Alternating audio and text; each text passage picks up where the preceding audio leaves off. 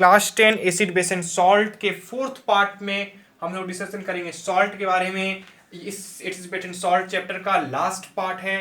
इसमें हम लोग लास्ट टॉपिक सॉल्ट से रिलेटेड बातें करेंगे। इस वीडियो में आप सॉल्ट से रिलेटेड जितने भी टॉपिक्स हैं सबको अच्छे से समझ जाएंगे। सबसे इंपॉर्टेंट टॉपिक जो आपको सॉल्ट में पढ़ना है वो सोडियम क्लोराइड कंपाउंड के बारे में। इस वीडियो में सोडियम क्लोराइड कंपाउंड से डिटेल बातें होंगी और इससे जितने भी कंपाउंड बनते हैं, सोडियम हाइड्रोक्साइड, कास्टिक सोडा जिसको कहते हैं, सोडियम बाइकार्बोनेट, बेकिंग सोडा जिसको कहते हैं, प्लास्टर ऑफ पेरिस, वो सभी डिटेल से एक्सप्लेनेशन होगा। इस वीडियो को अंत तक जरूर देखिएगा। शुरू करते हैं। सॉल्ट क्या है? सॉल्ट एक आयनिक कंपाउंड है। आयनिक कंपाउंड कहने का मीन्स वैसा कंपाउंड जो आयंस के ट्रांसफर के कारण बनता हो, यानी कि आयंस से बनता हो। आयंस आपने पढ़ रखा है 9th क्लास में कि दो तरह के होते हैं, एक पॉजिटिव और आयन और एक निगेटिव आयन। यानी कि सॉल्ट आयनिक कंपाउंड है। सॉल्ट क्या है? एक आयनिक कंपाउंड है। दैट मीन्स वह पॉजिटिव आयन और निगेटिव आयन से बना है।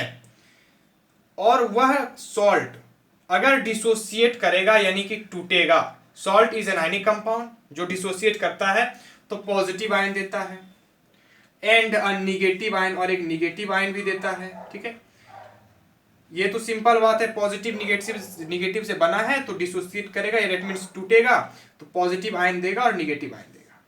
लेकिन कंसेप्ट ये समझना है कि other than H plus, positive तो देगा लेकिन H प्लस के अलावा, H प्लस को छोड़ के सभी पॉजिटिव आयन दे सकते हैं लेकिन H प्लस नहीं देंगे। Other than OH minus ion, negative ion तो देगा लेकिन OH माइनस आयन नहीं देगा। OH माइनस आयन के अलावा सभी निगेटिव आयन दे सकते हैं। ऐसा क्यों हुआ इसको समझना है आपको। इसको समझने के लिए आपको जानना पड़ेगा कि सॉल्ट कैसे बनता है। आपने पिछले पार्ट्स में एसिड बेसिस पार्ट 1 पार्ट 2 में पढ़ा होगा, जिसका लिंक आपको डिस्क्रिप्शन में मिल जाएगा अगर आपने वो वीडियो नहीं देखा है तो। आपने पढ़ा था न्यूट्रलाइजेशन रिएक्शन के बारे में। न्यूट्रलाइजेशन रिएक्शन में हमने जाना कि एसिड और बेस का रिएक्शन होता है तो सॉल्ट एंड वाटर बनता है। यहां से आप जान सकते हैं कि सॉल्ट का फॉर्मेशन कैसे होता है। सॉल्ट तभी बनेंगे जब एसिड और बेस का रिएक्शन होगा। सॉल्ट तभी बनेंगे जब एसिड और बेस का रिएक्शन होगा। और एसिड बेस रिएक्ट करेगा तो सॉल्ट के साथ साथ वाटर भी बनेगा। ठीक है, ये समझ गए? अब समझिए, हमने एसिड वाले पार्ट में बताया था कि एसिड में H प्लस आयन रहता है और बेस में, सेकेंड पार्ट में बताया था, बेस में OH माइनस आयन रहता है। ठीक है, अब इन दोनों रिएक्शन से जो सॉल्ट बनते हैं, और इसमें सॉल्ट तो बन जाते हैं लेकिन ये जो वाटर बनता है किससे बनता है? यही H प्लस, एसिड वाले H प्लस और बेस वाले OH माइनस आयन मिलने के कारण वाटर बन जाते हैं। और एसिड में बाकी जो बचा H प्लस के अलावा और बेस में OH माइनस आयन के अलावा जो बचा, वो उन दोनों मिलने से क्या बन जाता है? सॉल्ट बन जाता है। यहां से कंक्लूजन क्या निकला कि सॉल्ट बनने में ना तो H प्लस का यूज हुआ और ना ही OH माइनस आयन का यूज हुआ, क्योंकि ये दोनों H2O में बन गया। दैट मीन्स सॉल्ट में H प्लस नहीं रहेगा और ना ही OH माइनस आयन रहेगा। इसलिए कहा गया है कि अदर देन H प्लस और other than OH minus ion, salt H plus ion कभी नहीं रह सकता और बाकी H प्लस, बाकी पॉजिटिव आयन रह सकते हैं। सॉल्ट में OH माइनस आयन नहीं रह सकता, बाकी निगेटिव आयन रह सकते हैं। अब हमारा नेक्स्ट टॉपिक है pH of salt. PH of salt यानी कि सॉल्ट का पीएच हमको जानना है। इसमें पीएच जानने के लिए आपको सबसे पहले पीएच स्केल जानना पड़ेगा। पीएच स्केल का वीडियो हमारे चैनल पे बना हुआ है, जिसका लिंक आपको डिस्क्रिप्शन में और आई बटन में भी आपका यहाँ पे आ गया होगा। अब जो हमने पार्ट 3 बनाया था इस चैप्टर का, उसमें हमने इंडिकेटर के बारे में बताया था और उसमें भी हमने पीएच स्केल डिटेल से बातें की थी। वहाँ पे एसिड और बेस का पीएच स्केल, पीएच बताया था, तो उसका भी लिंक आपको डिस्क्रिप्शन में मिल जाएगा। वो पार्ट 3 था। अब पार्ट 4 में हम एसिड बेस का पीएच नहीं जानेंगे, सॉल्ट का पीएच जानेंगे। लेकिन सॉल्ट का पीएच जानने के लिए आपको पीएच से इंट्रोड्यूस होना पड़ेगा। पीएच आखिर क्या है, तो वो वीडियो देखिए। तो अब हम सॉल्ट के पीएच पे बात करते हैं। पीएच सॉल्ट कैसे होगा, हमने वहां बताया था कि पीएच एक पीएच स्केल में नंबरिंग रहता है 0 से 14। ठीक है, एसिड का कैरेक्टर रहता था 0 से 6 एसिड माना जाता था, 7 न्यूट्रल रहता था और 8 से 14 बेस रहता था। तो वही बातें हम यहाँ पे भी सॉल्ट में भी करेंगे। सॉल्ट का पीएच सभी तरह का रहता है। उसको जानने से पहले आप ये जानिए कि जो सॉल्ट है ये न्यूट्रल भी होते हैं नेचर में। न्यूट्रल भी नेचर क्या होता है, न्यूट्रल इन नेचर भी होते हैं। ये एसिडिक नेचर के भी होते हैं और सॉल्ट बेसिक नेचर के भी होते हैं। तीनों नेचर के सॉल्ट होते हैं और तीनों का अलग अलग कंडीशन है, कब एसिडिक नेचर वाला बनेगा, कब बेसिक और कब न्यूट्रल नेचर वाला बनेगा। अब ये समझिए कि जब न्यूट्रल नेचर वाला सॉल्ट बनेगा तो उसका पीएच हमेशा इक्वल टू 7 रहेगा। हमने पीएच वहां पे बता चुका है कि पीएच एक इमेजिनरी नंबर है, 0 से 14 तक वहां पे मेजरिंग होता है जिसमें कोई यूनिट नहीं है। तो उसका पीएच 7 में न्यूट्रल रहता था। 7 कैसा था, न्यूट्रल रहता था। अब यहां आ जाइए, सॉल्ट अगर न्यूट्रल नेचर वाला है तो पीएच 7 होगा। सॉल्ट अगर एसिडिक नेचर है तो पीएच स्मॉलर देन 7, सॉरी हाँ, पीएच स्मॉलर देन 7 होगा, यानी कि 0 से लेके 6 तक। अगर बेसिक नेचर का है तो पीएच ग्रेटर देन 7 होगा, यानी कि 8 से लेके 14 तक। इक्वल टू 7 मतलब तो 7 हो ही गया। अब कब एसिडिक वाला बनेगा, कब बेसिक वाला बनेगा, कब न्यूट्रल वाला बनेगा, उसको जल्दी से समझते हैं। इसके पहले आपने पढ़ रखा है एसिड और बेस रिएक्शन करते हैं तो सॉल्ट एंड वाटर बनते हैं, यानी कि न्यूट्रलाइजेशन रिएक्शन पढ़ा है आपने। और एसिड वाले पार्ट में हमने आपको स्ट्रॉन्ग एसिड और वीक एसिड के बारे में भी कंसेप्ट दिया था। बेस वाले पार्ट में स्ट्रॉन्ग बेस और वीक बेस के बारे में भी कंसेप्ट दिया था, उसी को यहाँ पे थोड़ा यूज करेंगे। और यहाँ पे ध्यान से समझिएगा, एसिड और बेस से तो सॉल्ट वाटर बनता है, लेकिन हम एसिड पहला कंडीशन देखिए, एसिड हम नॉर्मल नहीं स्ट्रॉन्ग वाला एसिड लेंगे। क्या होता है स्ट्रॉन्ग एसिड, वो मैंने बता दिया। अगर मैं यहाँ बताने लगूँ तो बहुत लंबा चला जाएगा, पहले अलग से वीडियो बनी हुई है। और बेस हम कैसा लेंगे, वीक वाला। अगर हम स्ट्रॉन्ग बेस और स्ट्रॉन्ग एसिड और वीक बेस लेंगे तो सॉल्ट तो बनेगा ही, लेकिन कैसा सॉल्ट, और वाटर बनेगा ही, लेकिन कैसा सॉल्ट बनेगा खुद इमेजिन कीजिए। दोनों रिएक्शन कर रहा है, एसिड बेस दोनों रिएक्शन कर रहा है तो सॉल्ट बन रहा है। दोनों रिएक्शन किया, सॉल्ट बनेगा। कौन बनेगा, जो ताकतवर, जैसे दोनों लड़ रहा है दोनों, तो जीतेगा कौन, जो ताकतवर होगा।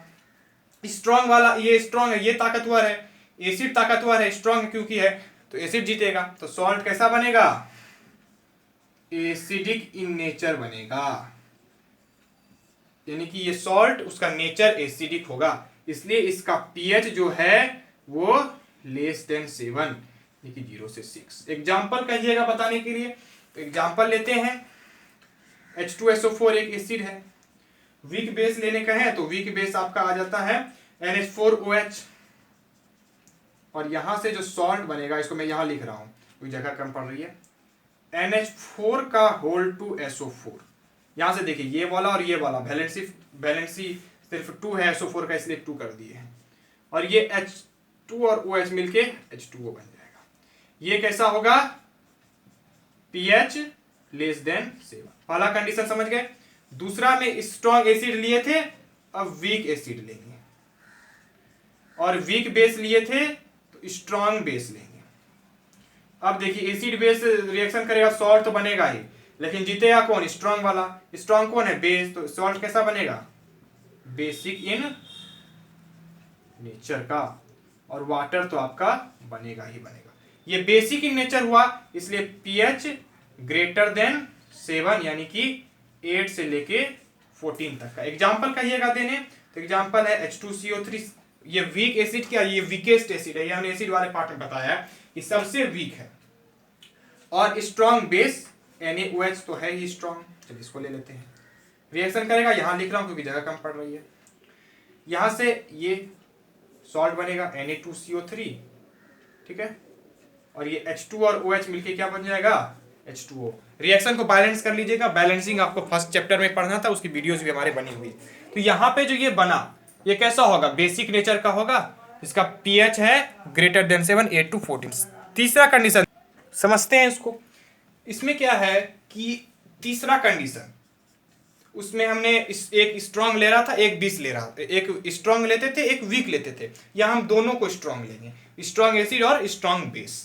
अब दोनों स्ट्रॉन्ग है, दोनों रिएक्शन करेगा तो सॉल्ट बनेगा ही बनेगा, लेकिन जीतेगा कौन, दोनों स्ट्रॉन्ग है तो कोई नहीं जीतेगा, यानी कि मैच ड्रॉ हो जाएगा, यानी कि ना एसिड ना बेस, तो क्या हो जाएगा, न्यूट्रल। तो इस कंडीशन में क्या होगा, सॉल्ट न्यूट्रल नेचर का होगा, और न्यूट्रल नेचर का सॉल्ट इक्वल टू 7 होता है पीएच। जो न्यूट्रल सब्सटेंस है उसका पीएच 7 के इक्वल होता है। एग्जाम्पल तो इसका सिंपल है, जो हमेशा से अधिकतर यूज होता है NaOH, ये बेस का ले रहा हूं, और HCl एक एसिड है, ये एसिड ये बेस, तो बनेगा NaCl प्लस H2O। NaCl क्या है, न्यूट्रल है, और इसका पीएच क्या होता है, 7 के इक्वल होता है। इस प्रकार हम कह सकते हैं पीएच ऑफ सॉल्ट के बारे में, पीएच ऑफ सॉल्ट के बारे में, कि सॉल्ट का पीएच 7 भी होता है, लेस देन 7 भी होता है, और ग्रेटर देन 7 भी होता है। अब समझते हैं फैमिली ऑफ सॉल्ट के बारे में। सॉल्ट का क्या फैमिली है, फैमिली किसको कहेंगे, कौन एक फैमिली में रहता है, कि जब कोई सॉल्ट सेम पॉजिटिव आयन वाला हो, सेम पॉजिटिव आयन वाला हो, या फिर सेम निगेटिव आयन वाला हो, कोई 2 या 3 सॉल्ट का अगर सेम पॉजिटिव आयन हो, सेम निगेटिव आयन हो, तो कहेंगे कि वह सेम फैमिली वाला सॉल्ट है। जैसे NaCl, KCl, इन दोनों में देखिए NaCl टूटेगा तो क्या देगा, Na प्लस और Cl माइनस, KCl टूटेगा तो क्या देगा, K प्लस और Cl माइनस। इसमें Cl माइनस और Cl माइनस दोनों में सेम है, तो ये क्या हो गया, सेम फैमिली वाला सॉल्ट हो गया। कोई एक सेम होना चाहिए, तो प्लस वाला या तो माइनस वाला, या माइनस वाला सेम है, Cl वाला के फैमिली हो गया, Cl मतलब क्लोराइड वाला सॉल्ट हो फैमिली, इसको क्लोराइड सॉल्ट कह देंगे। उसी प्रकार से दूसरा है, अब एक बार माइनस वाला देखिए, प्लस वाला देख लेते हैं। जैसे NaCl और एक Na से ही देख लेते हैं, NaCO3 sodium, Na2CO3 sodium carbonate, क्योंकि वैलेंसी CO3 का 2 होता है, और सोडियम सल्फेट देख लेते हैं, Na2SO4। इस तीनों में देखिए, तीनों में Na प्लस Cl, इसमें Na प्लस Cl माइनस है, इसमें Na प्लस CO3 माइनस 2, और इसमें Na प्लस SO4 माइनस 2। तीनों में Na प्लस और Na प्लस है, यानी कि ये सबका पॉजिटिव आयन सेम है, तो ये सेम फैमिली हो गया। कौन सा फैमिली, ये सोडियम फैमिली का हो गया, इसलिए इसको सोडियम सॉल्ट कहेंगे। इस तरह के बहुत सारे एग्जांपल हैं। इसमें पोटासियम डाल के भी कह सकते हैं, potassium chloride, potassium carbonate, potassium sulphate, तो वो पोटासियम सॉल्ट आपका हो जाए। अब हमारा इंपॉर्टेंट टॉपिक आ गया है कॉमन सॉल्ट के बारे में डिस्कशन करने का। कॉमन सॉल्ट के बारे में हमको डिटेल से डिस्कशन करना है, इससे जितने भी कंपाउंड्स बनते हैं सभी के बारे में डिस्कशन करना है। कॉमन सॉल्ट का केमिकल नेम है सोडियम क्लोराइड, जिसका केमिकल फॉर्मूला NaCl है। NaCl कब बनता है, जब HCl और NaOH रिएक्शन करते हैं, जो मैंने बहुत बार करके दिखाया, तभी NaCl बनता है। इसी रिएक्शन से NaCl बनता है। ये वही सॉल्ट है NaCl जो हम लोग खाने में यूज करते हैं एज ए सॉल्ट, जो हम लोग फूड में यूज करते हैं, वो सोडियम क्लोराइड, इसलिए इसको कॉमन सॉल्ट कहा जाता है, सभी में कॉमन होता है। ये कैसे ऑब्टेन होता है, इसका कैसा प्रिपरेशन है, उसको जानेंगे। ये जो ऑब्टेन किया जाता है, ये इवेपोरेशन प्रोसेस से सी वाटर से ऑब्टेन किया जाता है। सी वाटर से, जो गांधी जी ने ऑब्टेन किया था अंग्रेज के समय, तो एक उसका भी एग्जांपल है जो आपको मालूम होगा। तो इसे सी वाटर से ये ऑब्टेन किया जाता है इवेपोरेशन प्रोसेस के द्वारा। इवेपोरेशन मतलब उसको इवेपोरेट करके, जो बच्चे सब इवेपोरेशन पढ़ते आ रहे हैं, तो इवेपोरेशन से सॉल्ट फॉर्म में इसको ऑब्टेन किया जाता है। किस फॉर्म में, सॉल्ट के रूप में इसको ऑब्टेन किया जाता है, और यह क्रिस्टल के रूप में भी ऑब्टेन होता है यह सॉल्ट, ठीक है ना। ये क्रिस्टल के रूप में भी ऑब्टेन होता है। किस रूप में, एक तो ये हो गया कि जो हमारा सॉल्ट रूप में है, और एक सॉलिड फॉर्म में हमको ऑब्टेन होता है। दूसरा है सॉलिड फॉर्म में ऑब्टेन होता है, जिसको रॉक सॉल्ट कहते हैं, रॉक के रूप में उसके, इसलिए इसका नाम रॉक सॉल्ट भी कहा जाता है। ओके, ये सी वाटर से ऑब्टेन हो गया इवेपोरेशन प्रोसेस के द्वारा। और दूसरा है अंडरग्राउंड डिपॉजिट से हम ऑब्टेन किए जाते हैं। बहुत सारे संसार के बहुत सारे पार्ट्स में जहाँ पे अंडरग्राउंड से भी रॉक सॉल्ट निकाले जाते हैं, वहां से भी सोडियम क्लोराइड आपका बनता है। ये रॉक सॉल्ट जो है अंडरग्राउंड डिपॉजिट से, कोयल से जैसे ऑब्टेन किया जाता है। और ये सभी क्रिस्टल जो हैं ब्रोक डाउन हो जाते हैं बहुत सारे इम्प्योरिटीज में, और कॉमन सॉल्ट हमको ऑब्टेन हो जाता है। कॉमन सॉल्ट से बहुत सारे केमिकल्स भी बनते हैं, और कॉमन सॉल्ट एक इंपॉर्टेंट रॉ मटेरियल है हमारे वेरियस मटेरियल के लिए। इससे बहुत सारे केमिकल्स बनते हैं। कौन कौन से केमिकल्स बनते हैं उसको जरा सा देख लेते हैं कि टॉपिक है आपका केमिकल्स फ्रॉम कॉमन सॉल्ट। इसमें जो कॉमन सॉल्ट है जैसे सोडियम हाइड्रोक्साइड, ये एक बनता है इसको मैं बोल देता हूँ। सोडियम हाइड्रोक्साइड इसको कास्टिक सोडा कहते हैं, सोडियम बाइकार्बोनेट जिसको बेकिंग सोडा कहते हैं, और क्या बनता है, और आपका बनता है वॉशिंग सोडा जिसको सोडियम कार्बोनेट कहते हैं, और प्लास्टर ऑफ पेरिस। ये सभी केमिकल्स कॉमन सॉल्ट से ही बनते हैं। इसके बारे में डिटेल से डिस्कशन करेंगे, उसके प्रिपरेशन और यूजेज के बारे में। अभी हमने बोला सारे कंपाउंड्स का नाम लिखने सोचा कि छोड़ दूं, लेकिन फिर भी मैंने सारे आपको लिस्ट यहाँ पे दे दिए हैं कि कौन कौन केमिकल्स बनते हैं। इसके अलावा भी बहुत सारे केमिकल्स बनते हैं, लेकिन इतना टा आपको सिलेबस में पढ़ना है, इसके बारे में आपको डिटेल से पढ़ना है, इसके प्रिपरेशन को पढ़ना है। तो चलिए शुरू करते हैं। सबसे पहला 1 बाय 1 पढ़ेंगे सोडियम हाइड्रोक्साइड, जिसका कॉमन नेम कास्टिक सोडा। हाँ, एक बात ध्यान दे दीजिए, ये ब्रैकेट में जब मैंने लिखा ये सभी इसका कॉमन नेम है, ये केमिकल नेम है। तो 1 बाय 1 पढ़ते हैं। पहला है sodium hydroxide caustic soda. Sodium hydroxide इसका कॉमन नेम कास्टिक सोडा है। Chemical formula NaOH। इसमें आपको जानना है इसके प्रोडक्शन के बारे में, ये कैसे प्रोड्यूस होता है। सिंपल बात तो आपने पहले समझ लिया कि सोडियम हाइड्रोक्साइड सोडियम क्लोराइड से ही ऑब्टेन किया जाता है। इसका जो रॉ मटेरियल है ऑब्टेन करने का वो सोडियम क्लोराइड है, लेकिन सोडियम क्लोराइड से भी कैसे प्रोड्यूस किया जाता है तो इसके प्रोडक्शन पढ़ते हैं। सोडियम हाइड्रोक्साइड को सोडियम क्लोराइड के इलेक्ट्रोलाइसिस के द्वारा ऑब्टेन किया जाता है। ये इलेक्ट्रोलाइसिस प्रोसेस का वीडियो बना हुआ है, उनका लिंक डिस्क्रिप्शन में। इलेक्ट्रोलाइसिस समझना है तो जान लेंगे, लेकिन यहाँ पे सिंपल में समझिए इलेक्ट्रोलाइसिस क्या है।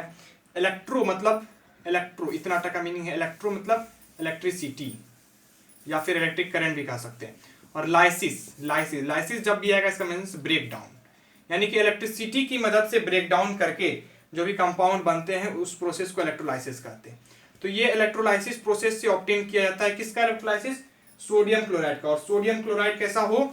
एक्वस सॉल्यूशन के रूप में हो, जिसमें aqueous solution mean solvent water हो। ये एसिड वाले पार्ट में समझ आ गया एक्वस सॉल्यूशन।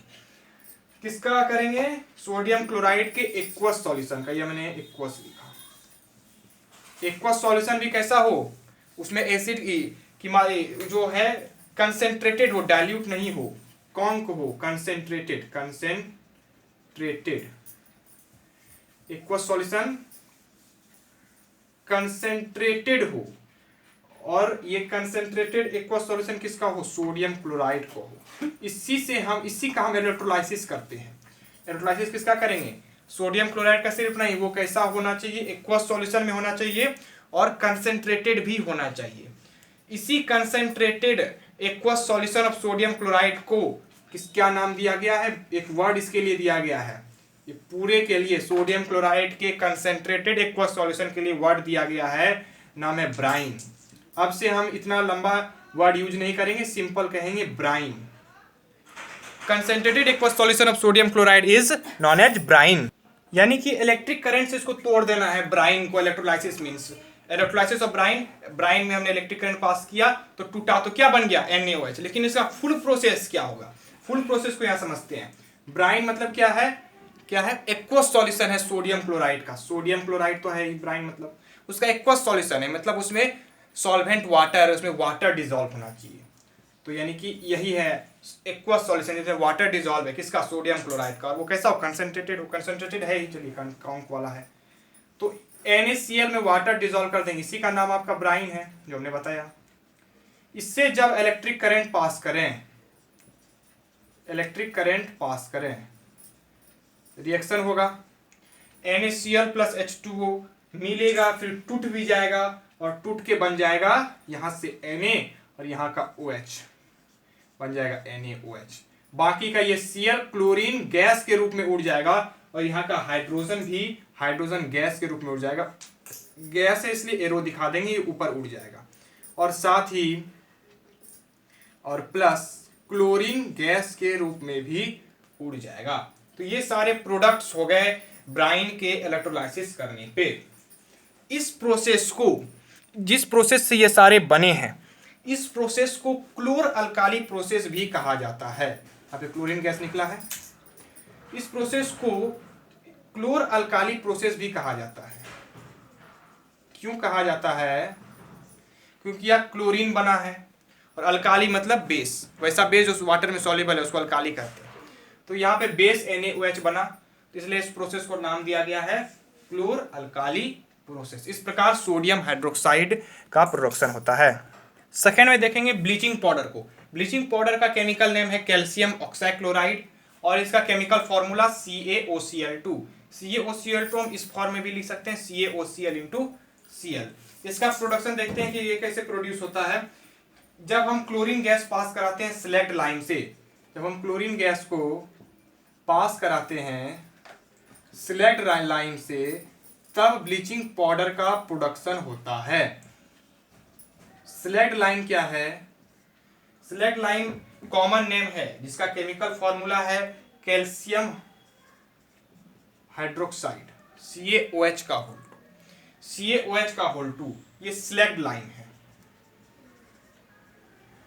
जब CaO में वाटर मिलता है तो CaOH का होल 2 बनता है, ये सिलेक्ट लाइन है। इसमें जब क्लोरीन गैस पास कराते हैं, तब जब क्लोरीन गैस पास कराते हैं तब यहां से Ca और यहाँ का O और यहाँ का Cl2 मिलके बन जाता है CaOCl2। और बाकी का जो है रिएक्शन को बैलेंस कर लेना है। बैलेंसिंग वीडियो में दिखाया गया है, एक पार्ट बना हुआ है। CaOCl2 यहाँ से बन गया। ये CaOCl2 को हम साथ में वाटर भी बनेगा, इस प्रकार भी लिख सकते हैं CaOCl Cl। यही है ब्लीचिंग पाउडर कैल्शियम ऑक्साइक्लोराइड। इस तरह से ब्लीचिंग पाउडर का प्रोडक्शन होता है। इसका यूज ब्लीचिंग कॉटन में किया जाता है। यूज देख लेते हैं। पहला, ये ब्लीचिंग कॉटन के लिए यूज होता है और लिनेन में इसका यूज है, टेक्सटाइल इंडस्ट्री में यूज होता है। ब्लीचिंग वुड पल्प में, पेपर इंडस्ट्री में इसका यूज है। पेपर इंडस्ट्री में ब्लीचिंग वुड पल्प के रूप में, ब्लीचिंग वुड पल्प के रूप में इसका यूज होता है। और इसका यूज डिसइंफेक्टेंट के रूप में होता है। सबसे इंपॉर्टेंट है कि इसका यूज डिसइंफेक्टेंट मतलब माइक्रोब को मारने वाला, इन्फेक्शन को मारने के रूप में इसका डिसइंफेक्टेंट के रूप में यूज होता है। और माइक्रो बॉडी में ये ऑक्सीजन, जब जो ब्लीचिंग पाउडर है ये रिएक्शन करता है वाटर के साथ, तो वहां पे क्या होता है, इस जर्म को, वाटर के जर्म को मार देता है। इसलिए पानी में हम लोग क्या देते हैं, ब्लीचिंग पाउडर देते हैं, ताकि उसका जितना भी जर्म्स है वो मर जाता है। इसमें रिएक्शन किस प्रकार के होते हैं? जब हम ब्लीचिंग पाउडर को वाटर में डालते हैं तो ये CaOH का होल 2 और Cl2 में वापस अपने फॉर्म में आ जाता है। और ये H2O और क्लोरीन गैस, ये वाला क्लोरीन गैस मिलके HCl और HOCl का निर्माण करता है। ये HOCl अनस्टेबल है, और ये क्या करता है, टूट के HCl और नेसेंट ऑक्सीजन देता है। यही नेसेंट ऑक्सीजन जो है आपका सभी माइक्रोब को मार देता है। तो ये है ब्लीचिंग पाउडर का यूजेस। थर्ड नंबर हम लोग जानेंगे बेकिंग सोडा के बारे में। बेकिंग सोडा का केमिकल नेम सोडियम बाइकार्बोनेट है, इसको हम सोडियम हाइड्रोजन कार्बोनेट भी कहते हैं। इसका केमिकल फॉर्मूला है NaHCO3। इसका प्रोडक्शन जानेंगे कि ये किस प्रकार से प्रोड्यूस होता है, इसका प्रिपरेशन क्या है। इसका प्रिपरेशन कैसे होता है, जब कार्बन डाइऑक्साइड गैस हम लोग पास कराते हैं, क्या आपका पास कराते हैं कार्बन डाइऑक्साइड गैस, किसमें, अमोनिकल सॉल्यूशन ऑफ ब्राइन में, किसमें, अमोनिकल सॉल्यूशन ऑफ ब्राइन में हम लोग पास कराते हैं, क्या, कार्बन डाइऑक्साइड गैस, तब इसका प्रोडक्शन होता है। ब्राइन पहले समझते हैं अमोनिकल सॉल्यूशन ऑफ ब्राइन को। ब्राइन हमने समझाया NaCl में एक्वस सॉल्यूशन, यानी कि वाटर जुटा रहे। NaCl प्लस H2O क्या है, ब्राइन है, हमने पहले देखा। देखिए ये NaCl प्लस H2O है, ये तो ब्राइन हो गया। ये अमोनिकल सॉल्यूशन क्या है, किसका, ब्राइन का, तो ये ब्राइन हो गया। इसमें अमोनिकल जोड़ देना है, मतलब अमोनिया जोड़ देना है। क्या जोड़ देना है, अमोनिया। अमोनिया का फॉर्मूला NH3। तो यहाँ पे देखिए NH3 जुटा हुआ है, ब्राइन, यहाँ तक ब्राइन, फिर NH3, यानी कि यहाँ से लेके यहाँ तक का जो सॉल्यूशन होगा, ध्यान से देना है, यहाँ से लेके यहाँ तक का जो NH3 तक का सॉल्यूशन, ये वाला, इसी को हम कहेंगे अमोनिकल सॉल्यूशन ऑफ ब्राइन, क्योंकि इसमें अमोनिया जुड़ गया है। इसमें जब हम इतना में जब हम कार्बन डाइऑक्साइड गैस पास कराते हैं तब बन जाता है NaHCO3, यही बेकिंग सोडा, और साथ में NH4Cl भी बनता है, NH4Cl, यही आपका है बेकिंग सोडा। इस प्रकार से बेकिंग सोडा का क्या हो जाता है, प्रोडक्शन हो जाता है। इसको बेकिंग सोडा को आपको सोडियम बाइकार्बोनेट लिखना है, क्योंकि ये केमिकल है। इसका यूज क्या है, ये बेकिंग इंडस्ट्री में यूज होता है, ये बेकिंग इंडस्ट्री में यूज होता है ब्रेड को स्पॉन्जी बनाने के लिए। उसमें क्या रिएक्शन होता है देखिए, बेकिंग इंडस्ट्री में यानी कि ब्रेड बनाने में, ब्रेड को स्पॉन्जी बनाने में बेकिंग सोडा का यूज किया जाता है। बेकिंग सोडा NaHCO3 है, जब इसको हीट करते हैं तो ये देता है Na2CO3 और H2O वेपर के रूप में और कार्बन डाइऑक्साइड, ये सारा हीट करने पे आपका टूट जाता है, कार्बन डाइऑक्साइड एयर में टूट जाता है। अब ये जो प्रोड्यूस हुआ, ये सारे प्रोडक्ट जो प्रोड्यूस हुए, इन सब के कारण ब्रेड में एक स्पेस बन जाता है, और ब्रेड में स्पेस बनने के कारण ब्रेड कैसा होता है, स्पॉन्जी टाइप का ब्रेड हो जाता है, एकदम सॉफ्ट ब्रेड हो जाता है। सोडियम कार्बोनेट के प्रेजेंस होने के कारण ये टेस्ट थोड़ा बीटर हो जाता है सोडियम कार्बोनेट का। इसलिए कभी कभी अगर अच्छा बनाना है तो बेकिंग सोडा के जगह पे हम लोग क्या यूज करते हैं, बेकिंग पाउडर का भी यूज करते हैं। यानी कि इसका क्या, बेकिंग सोडा का एक और यूज है बेकिंग पाउडर बनाने में। बेकिंग पाउडर कैसे बनता है, बेकिंग सोडा में ही हम लोग मिला देते हैं टर्टरिक एसिड को, टर्टरिक एसिड को मिला देते हैं बेकिंग सोडा में ही, तो बेकिंग पाउडर बन जाता है। यानी कि बेकिंग सोडा का एक और यूज हो गया क्या बनाने में, बेकिंग पाउडर बनाने में। ये एंटा एसिड में भी यूज होता है बेकिंग सोडा। एंटा एसिड मतलब एसिड के इफेक्ट को खत्म करने वाला, एंटी वायरस को खत्म करने वाला। एंटा एसिड मतलब एसिड की इफेक्ट को कम करने वाला। हम लोग जानते हैं जब ज़्यादा फूड लेते हैं तो एंटा एसिड का यूज करते हैं। एंटा एसिड हमने बताया था पिछले कुछ वाक्यों में। तो वो एंटा एसिड क्या करता है, हाइपर एसिडिटी स्टोमक का होता है, उसको क्या करता है, कम रिलीफ पाने में मदद करता है। एंटा एसिड कैसे है, बेकिंग सोडा भी एंटा एसिड है, और magnesium hydroxide, milk of magnesium भी क्या है, एंटा एसिड है। ये हमारे स्टोमक में जो एसिड प्रोड्यूस होता है इसको क्या कर देता है, NaHCO3 हमारे स्टोमक में जो हमारे स्टोमक में होता है ना HCl प्रोड्यूस, उसको सोडियम क्लोराइड बना के न्यूट्रल बना देता है, plus H2O plus carbon dioxide gas निकल जाता है। तो ये सारे यूजेज हैं बेकिंग सोडा के। बेकिंग सोडा का use soda acid fire extinguisher में भी किया जाता है। एसिड एक्सटिंग्विशर में जो यूज होता है उसमें बेकिंग सोडा का यूज होता है। ये सारे यूजेज हैं बेकिंग सोडा के। नेक्स्ट है हमारा वॉशिंग सोडा। वॉशिंग सोडा का केमिकल नेम है सोडियम कार्बोनेट डेकाहाइड्रेट। डेकाहाइड्रेट मतलब वाटर ऑफ क्रिस्टलाइजेशन 10। देखिए यहाँ इसका केमिकल फॉर्मूला Na2CO3। Na2CO3 मतलब सोडियम कार्बोनेट, और 10H2O डॉट 10H2O मतलब डेकाहाइड्रेट में 10 वाटर ऑफ क्रिस्टलाइजेशन है। वाटर ऑफ क्रिस्टलाइजेशन वीडियो के लास्ट में समझेंगे। अब इसका फॉर्मूला जानिए Na2CO3 डॉट 10H2O। इसका प्रिपरेशन कैसे होता है, ये हीटिंग और रिक्रिस्टलाइजेशन के द्वारा ऑब्टेन किया जाता है। इसका प्रिपरेशन जानेंगे, हीटिंग और क्रिस्टलाइजेशन के द्वारा, दोबारा क्रिस्टलाइजेशन रिक्रिस्टलाइजेशन के द्वारा ऑब्टेन होता है। ये जब हम बेकिंग सोडा को हीट करते हैं, हीट का सिंबल है, बेकिंग सोडा को हीट करते हैं तो ये टूट के देता है Na2CO3 प्लस, और क्या देता है, वाटर और कार्बन डाइऑक्साइड देता है। Na2CO3 plus H2O plus CO3। Okay, यहाँ से हमें प्राप्त हो जाता है Na2CO3। ठीक है, लेकिन हमें प्राप्त करना है Na2CO3 डॉट 10H2। तो ये Na2CO3 इसका नाम सोडियम कार्बोनेट है, सोडियम कार्बोनेट है। इस Na2CO3 को 10 वाटर में डिसॉल्व करते हैं, यानी कि क्रिस्टलाइजेशन प्रोसेस करते हैं, क्रिस्टल्स बनाते हैं, क्रिस्टल्स का फॉर्मेशन। क्रिस्टलाइजेशन प्रोसेस में ये Na2CO3.10H2O देता है, और जब ये क्रिस्टलाइजेशन 10H2O तोड़ेंगे फिर वापस ये टूट जाएगा। इस प्रोसेस से आपका Na2CO3 क्या होता है, ऑब्टेन हो जाता है। तो ये है आपका वॉशिंग सोडा का प्रोडक्शन। इसका यूज देखेंगे वॉशिंग सोडा का, इसका यूज ग्लास, सोप और पेपर इंडस्ट्री में होता है। ग्लास, सोप और पेपर इंडस्ट्री में होता है। ये बोरेक्स जैसे कंपाउंड को, BORAX, बोरेक्स जैसे कंपाउंड को मैन्युफैक्चरिंग में यूज होता है। ये डोमेस्टिक पर्पस, घरेलू यूज में भी क्लीनिंग एजेंट के रूप में भी इसका यूज किया जाता है।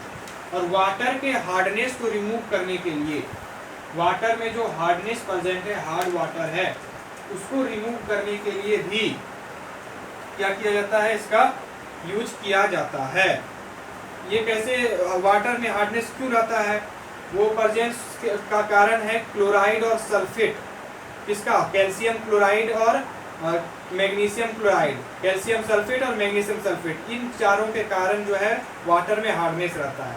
जब यह सोडियम कार्बोनेट से मिल जाता है वॉशिंग सोडा में, तो व्हाइट प्रेसिपिटेट का निर्माण करता है। इसका कार्बोनेट और कार्बोनेट का, मैग्नीशियम का और कैल्शियम का कार्बोनेट, सभी का व्हाइट प्रेसिपिटेट बनाता है, जिससे कि वाटर का हार्डनेस जो है खत्म हो जाता है। इसमें रिएक्शन में करके दिखा देता हूँ कौन कौन से रिएक्शन होते हैं। बोरेक्स का आप लोग जानना चाहें, बोरेक्स का केमिकल फॉर्मूला है Na2B4O5 OH का होल 4.8H2O।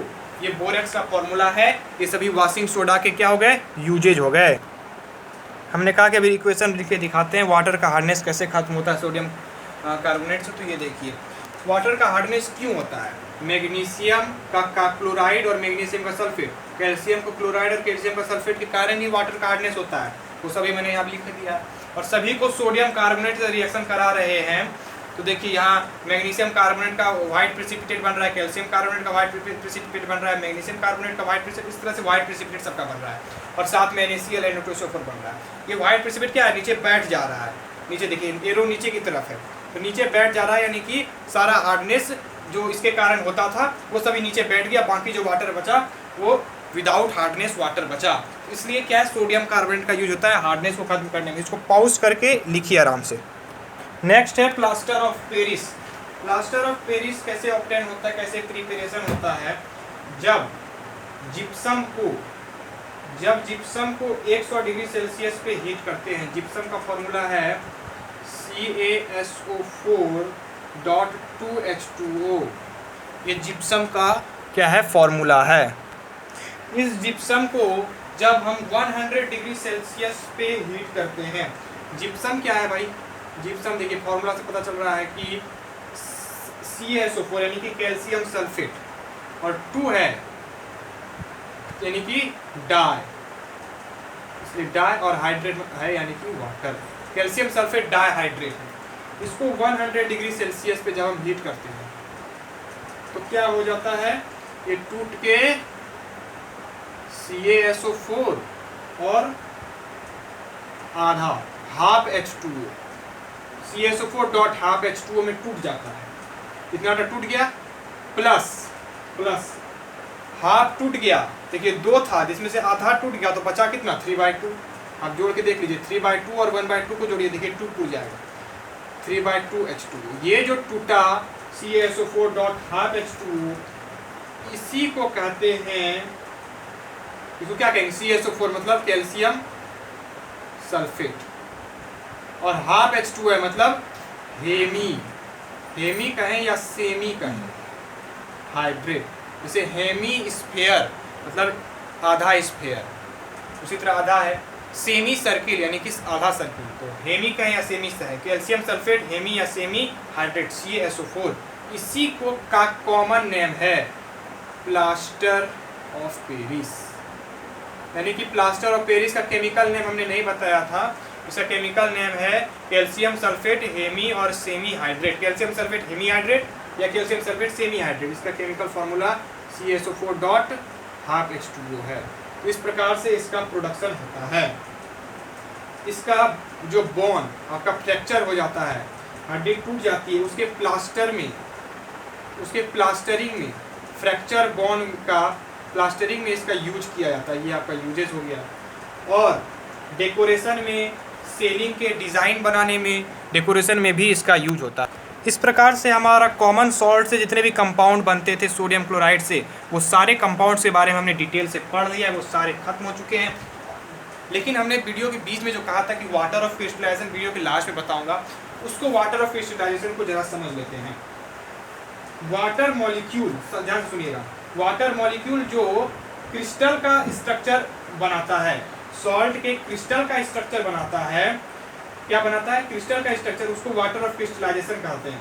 और वैसा सॉल्ट जिसमें वाटर ऑफ क्रिस्टलाइजेशन रहता है, वैसा सॉल्ट जिसमें क्या रहता है? वाटर ऑफ क्रिस्टलाइजेशन रहता है, वैसा सॉल्ट जिसमें वाटर ऑफ क्रिस्टलाइजेशन रहता है, उसको हाइड्रेटेड सॉल्ट कहते हैं। इसलिए हमने वीडियो के यूज में हमेशा यूज करता था कितना है, हेमी हाइड्रेट, डाईहाइड्रेट, डेकाहाइड्रेट, क्योंकि वो हाइड्रेटेड सॉल्ट है जिसमें वाटर ऑफ क्रिस्टलाइजेशन था। वाटर ऑफ क्रिस्टलाइजेशन कैसे था? जैसे था ना CuSO4.12H2O, तो ये हाफ H2O क्या है? वाटर ऑफ क्रिस्टलाइजेशन है। और भी यूज किया था .10H2O, Na2CO3.10H2O, 10H2O क्या है? वाटर ऑफ क्रिस्टलाइजेशन है। ओके। और सभी में वाटर ऑफ क्रिस्टलाइजेशन का वैल्यू अलग होता है, किसी में 10 होगा, किसी में 7 होगा, किसी में 5 होगा, यानी कि उसमें 5 वाटर है। अब समझते हैं कि जब सॉल्ट, जिसमें कुछ सॉल्ट के पास वाटर मॉलिक्यूल होता है कि लूज कनेक्शन के रूप में, सॉलिड स्टेट में लूज कनेक्शन के रूप में कुछ वाटर मॉलिक्यूल रहता है, इस स्टेट में एक फिक्स्ड क्रिस्टलाइन से बनाता है। जब इस तरह के सॉल्ट को, जिसमें वाटर क्रिस्टलाइन रहता है, उसको हीट करते हैं, वो टूट जाता है। जितना इसमें वाटर था वो टूट के उतना वाटर हमको दे देगा। जैसे Na2CO3.10H2O है, ये टूट के Na2CO3 और हमको 10H2O अलग से दे देगा। तो इसी को हम कहते हैं 10H2O को ही कहते हैं वाटर ऑफ क्रिस्टलाइजेशन। और जिसमें ऐसा रहता है उसको हाइड्रेटेड सॉल्ट, अगर और नहीं रहता है उसको एनहाइड्रस सॉल्ट कहते हैं। और इसका अगर आपको लिस्ट है तो मैं आपको भी लिस्ट दे देता हूँ किसमें कितना वाटर ऑफ क्रिस्टलाइजेशन है। इस प्रकार से आपने क्या समझा? जिसमें वाटर ऑफ क्रिस्टलाइजेशन है उसको हाइड्रेटेड सॉल्ट, और जिसमें वाटर ऑफ क्रिस्टलाइजेशन नहीं है उसको एनहाइड्रस सॉल्ट। तो लिस्ट देखिए अब, ये देखिए, ये मैं आपको लिस्ट दे रहा हूँ। इस लिस्ट में आपका सभी सॉल्ट हैं और सारे वाटर ऑफ क्रिस्टलाइजेशन दिखाए गए हैं। इस लिस्ट को आपको ध्यान से देखना है, समझना है, और फिर आप स्क्रीनशॉट लेके अच्छे से इसको कॉपी में उतारिएगा। ये आपका लिस्ट में दे रहा हूँ, वो सभी वीडियोज़ में आपको इस तरह के लिस्ट और यूट्यूब पर नहीं मिलेंगे, लेकिन यहाँ पे इतने लिस्ट हैं कि आप देख सकते हैं। इसमें देखिए सोडियम क्लोराइड है, इसमें कोई वाटर ऑफ क्रिस्टलाइजेशन नहीं है, एनहाइड्रस हो गया। इसमें भी नहीं, इसमें भी वाटर ऑफ क्रिस्टलाइजेशन नहीं है, ये भी एनहाइड्रस हो गया। इसमें देखिए 10H2O है, यानी कि ये हाइड्रेटेड सॉल्ट है, इसमें वाटर ऑफ क्रिस्टलाइजेशन है। इसमें देखिए फिर यहाँ पे देखिए वाटर ऑफ क्रिस्टलाइजेशन है इसमें, तो ये हाइड्रेटेड सॉल्ट हो गया। और यहाँ पोटास एलम का फॉर्मूला है, जिसका फॉर्मूला K2SO4.Al2SO4 होता है। इसको आपको याद रखना है। ये पूरे सॉल्ट के लिस्ट हैं, इसमें सभी सॉल्ट हैं, चाहे वो हाइड्रस हो, हाइड्रेटेड हो, चाहे वो एनहाइड्रेटेड हो, और सभी के कॉमन है। जैसे मैंने जिप्सम का नाम लिया था, इसमें आप जिप्सम को भी खोज सकते हैं। तो ये सारे सॉल्ट को आराम से लिखिए और याद कीजिए इसको। Okay, thank you very much. Like, share and subscribe please.